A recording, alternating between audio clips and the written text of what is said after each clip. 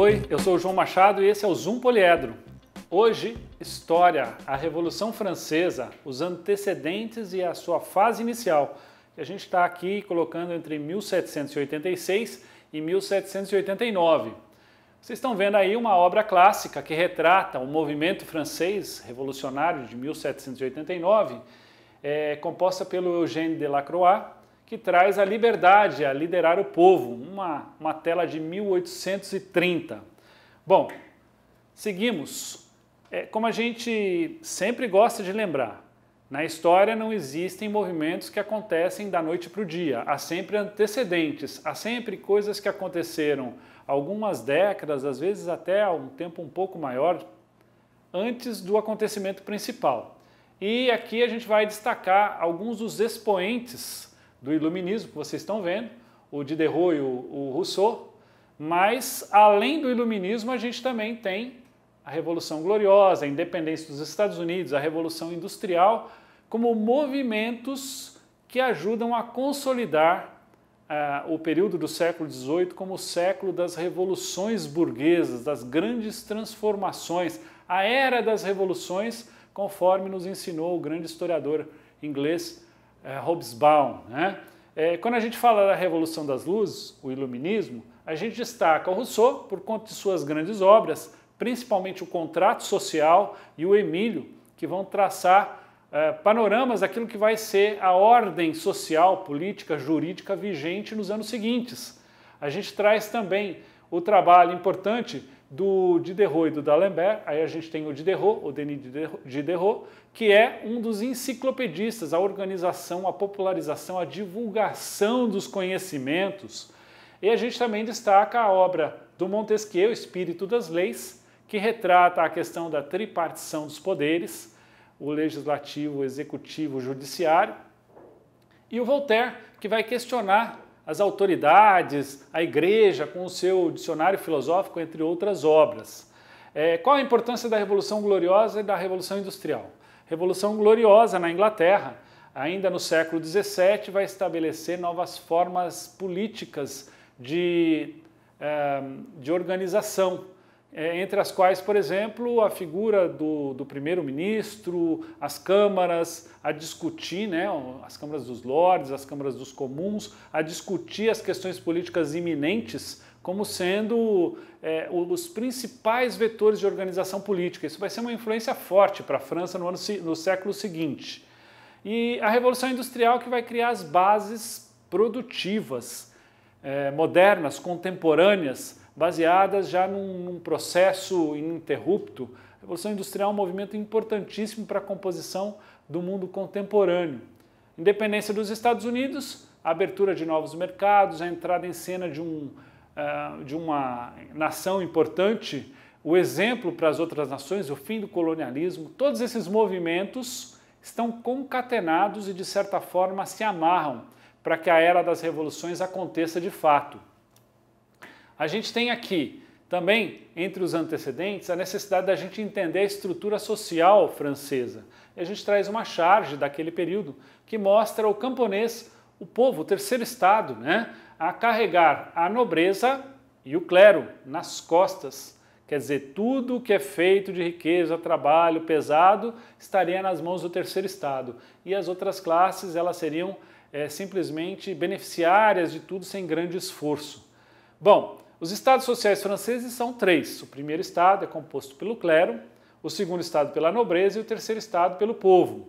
Vale destacar, né, que desses 25 milhões de habitantes que a gente tem na época da França revolucionária, 98% deles estão no terceiro estado e que 20 milhões desses 25 vivem no campo. Desses 98% do terceiro estado, é sempre importante lembrar, o terceiro estado não é só o povo, nele também está incluída a burguesia. A burguesia deve equivaler a aproximadamente 5% da população. O restante é a população que vive no campo, principalmente, como a gente já viu, e nas cidades. Essa é a estrutura social francesa. É uma sociedade sem mobilidade. Ou seja, não há chance de você virar nobre. A nobreza, ela é hereditária, de sangue. O clero permite a ascensão de pessoas do povo? Sim, mas dentro do clero havia uma divisão, existia o clero alto e o clero baixo, baixo clero ou alto clero, como queiram. De qualquer forma, a distinção social de nobres e terceiro estado ressurge quando o clero, vamos dizer assim, quando ele cria a sua hierarquia. Quem vai para o alto clero é justamente aquele sujeito que é oriundo de uma família importante, de uma família nobre. Quem vai para o baixo clero, e é lógico que isso não está escancarado e aberto para todos, mas sim, né, uma estrutura vigente, que todos sabem que existe, mas que não está escancarada. Quem vai para o baixo clero são as pessoas do povo que têm vocação religiosa. Então a gente vê que a estrutura ela é muito rígida, com nenhuma chance praticamente de ascensão. E nesse universo a gente tem a burguesia francesa, a classe que está se enriquecendo, mobilizando a sociedade, movimentando a economia, que está no terceiro estado e que quer ter mais poder político, vai ser um dos articuladores da Revolução, o principal articulador da Revolução Francesa. Bom, aqui vocês estão vendo, né, uma obra que demonstra o convívio social da nobreza francesa nos jardins do Palácio de Versalhes. Isso tudo para retratar a vida ociosa, a vida sem trabalho, só de luxo, que a nobreza, bancada pelo rei muitas vezes, né? A gente tinha uma nobreza que tinha terras e uma nobreza que não tinha mais terras, tinha vendido, perdido suas posses, mas não tinha perdido os títulos. Essa nobreza ela era parasitária do rei, vivia nos grandes palácios como Versalhes, às custas do erário público, com festas, com reuniões sociais, com todos os seus banquetes e jantares bancados pelos cofres que eram abastecidos com os tributos. Tributos esses que só eram cobrados do terceiro estado. Segundo estado e primeiro estado não pagam impostos nessa França pré-revolucionária. Então a gente tem uma sociedade com uma grande concentração da riqueza, a terra controlada pelo clero e pela nobreza principalmente, as bases feudais ainda existem, nós temos ainda a cobrança de taxas como talha, corvéia, banalidades, e tudo isso, logicamente, oprime o campesinato. Nas cidades, as corporações de ofício, enquanto a Inglaterra já está evoluindo para a fase industrial, para a revolução industrial, a França ainda trabalha à base de manufaturas e corporações de ofício. A produtividade é baixa. A burguesia, ela não é, vamos dizer assim, auxiliada pelo Estado no seu desejo de mudança e crescimento, né? E ela, obviamente, ela aspira direitos, ela aspira à expressão política. O clero e a nobreza, como a gente mencionou, eram isentos de tributos e viviam no ócio e no luxo, principalmente os nobres, né? Aqui a gente já tem, rumo à Revolução, esse período que vai de 1786 a 1789, uma cena marcante da Revolução Francesa, que é o juramento da Pela, do Salão dos Jogos, o Salão de Jogos, onde foi organizada a Assembleia dos Estados Gerais. A gente já vai entender um pouquinho melhor como é que a gente chegou nesse momento. A gente tem, antes desse momento dos Estados Gerais, a França se endividando. Ela se envolve na Guerra dos 7 Anos, que vai ocorrer entre 1756 e 1763, perde essa guerra, acumula dívidas, perde territórios, perde rendimentos. E é lógico, investiu uma fortuna. Foi derrotada pelo seu oponente inglês. E é lógico, como os franceses não queriam ficar por baixo, o que eles fizeram? Na primeira oportunidade que tiveram para tentar retaliar o inimigo inglês, se aventuraram. Que oportunidade foi essa? A independência dos Estados Unidos. Os franceses entraram, enviando tropas, dinheiro, armamentos e endividando ainda mais os cofres públicos do país. O rei, né, vai fazer um grande estrago no orçamento público. A gente vai ter também, como agravante, uma grave crise no campo. 3 anos de seca, que vai diminuir a oferta de alimentos, aumentar os preços, aumentar a pobreza e onerar o erário público. Por quê? Porque com menos produção pagam-se menos impostos, arrecada-se menos.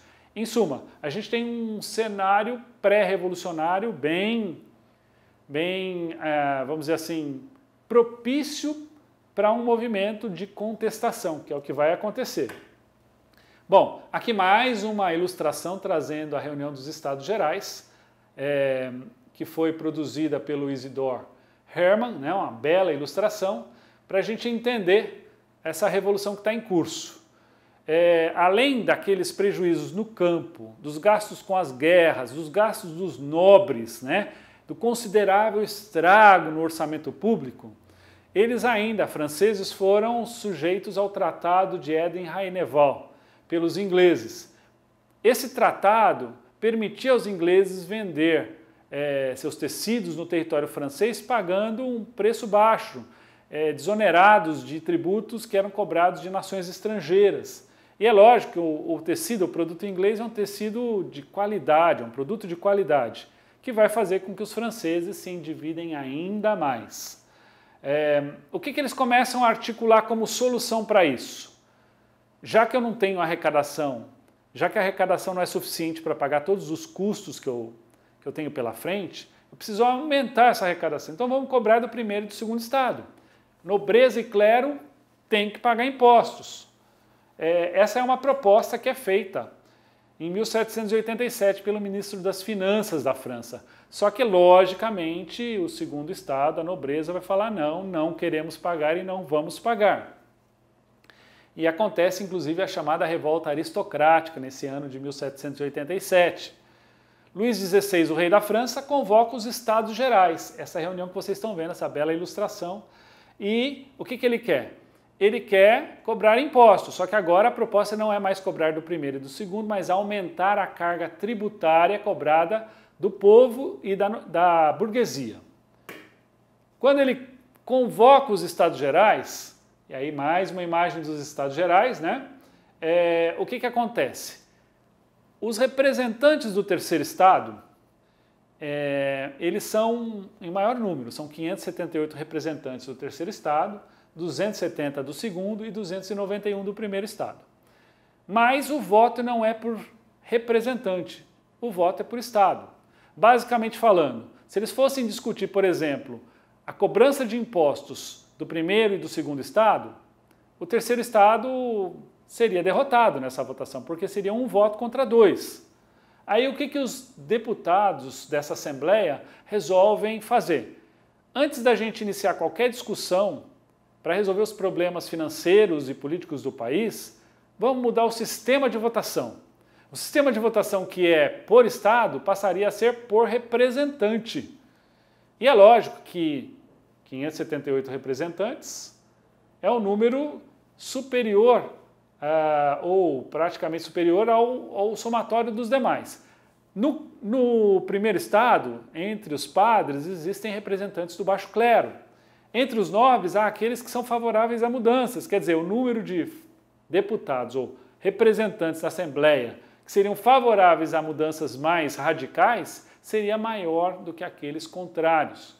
O rei, logicamente, não aceita isso, inicia-se uma disputa política, o Luís XVI tenta dissolver os Estados Gerais e o que os membros do terceiro estado fazem? Bom, não vamos resolver? Então, Estados Gerais não existem mais. O que estamos a partir de agora discutindo é uma nova Constituição. A gente cria uma Assembleia Nacional Constituinte, vamos mudar as leis por completo do país. Isso em 1789, junho de 1789, a gente tem essa rebeldia dos membros do terceiro estado. E dentro desse cenário, o povo nas ruas, atento a tudo, vivendo numa dureza, numa situação de crise, de carestia muito grande, atento aos fatos políticos em Paris, o povo forma a Guarda Nacional em apoio às ações do terceiro estado na Assembleia. E em 14 de julho, eles invadem o presídio, que é um símbolo da opressão da monarquia e dos privilégios feudais, que é o presídio da Bastilha. É a célebre queda da Bastilha, a data nacional francesa, o início da Revolução Francesa. Bom, então a gente entra numa fase já dentro desse início, já é uma fase revolucionária, né? Quando a gente tem a queda da Bastilha, que está novamente retratada aqui, a gente passa a ter alterações em curso. A Assembleia Nacional Constituinte está discutindo modificações importantes para a história da França. Por exemplo, no mês seguinte, Depois do 14 de julho a gente vai para o mês de agosto.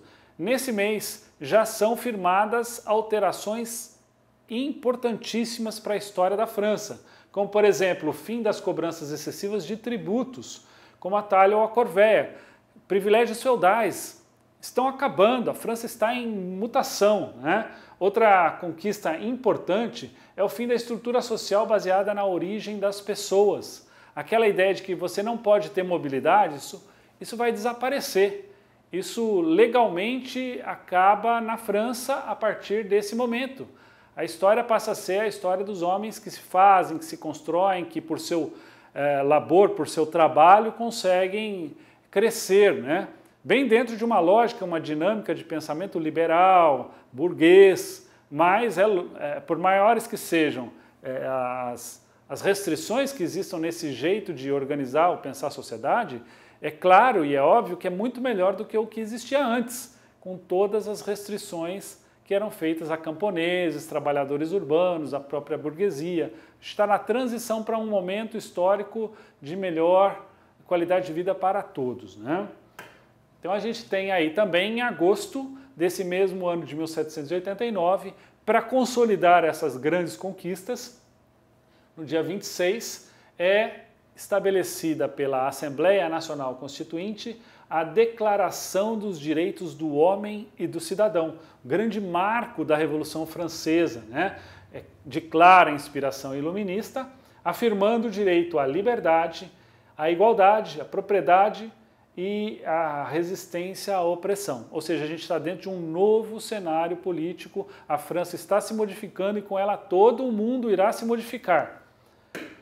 A gente tem aí como referências para esse estudo sobre a França alguns filmes. A gente pode recomendar para vocês, como continuidade desses processos de estudos, o Danton, O Processo da Revolução, A Fuga de Varennes, que mostra o rei da França na primeira fase da Revolução fugindo, tentando refúgio na Áustria, para escapar da guilhotina e da perda de poder e tentar retornar ao poder com o apoio dos austríacos e de outras monarquias.